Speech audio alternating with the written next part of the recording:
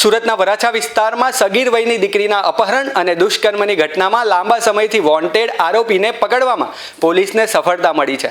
Varachha police સ્ટેશનની team દ્વારા હાથ ધરવામાં આવેલી તપાસમાં આરોપી અલ્પેશ મધુભાઈ ગોહિલને દબોચી લેવામાં આવ્યો છે. આ મુજબ આરોપી અલ્પેશ ગોહિલને સગીરાને લગ્નની લાલચ આપી પોતાની જાળમાં ફસાવી હતી. ત્યારબાદ સગીરાને તેના વાલીના કબજામાંથી ફોસલાવીને અપહરણ કરી ગયો હતો. આરોપી સગીરાને અલગ અલગ સ્થળો લઈ ગયો હતો અને ત્યાં તેની મરજી વિરુદ્ધ અનેકવાર દુષ્કર્મ આચર્યું હતું. ભોગ બનનાર સગીરાના પરિવાર દ્વારા વરાછા પોલીસ સ્ટેશનમાં ફરિયાદ નોંધાવવામાં આવી હતી. પોલીસે આરોપી વિરુદ્ધ ભારતીય ન્યાય સંહિતાની અપહરણની કલમો તેમજ પોક્સો હેઠળ ગુનો દાખલ કર્યો હતો. ગુનો નોંધાયા બાદ આરોપી પોતાની ધરપકડ ટાળવા નાસ્તો ફરતો હતો.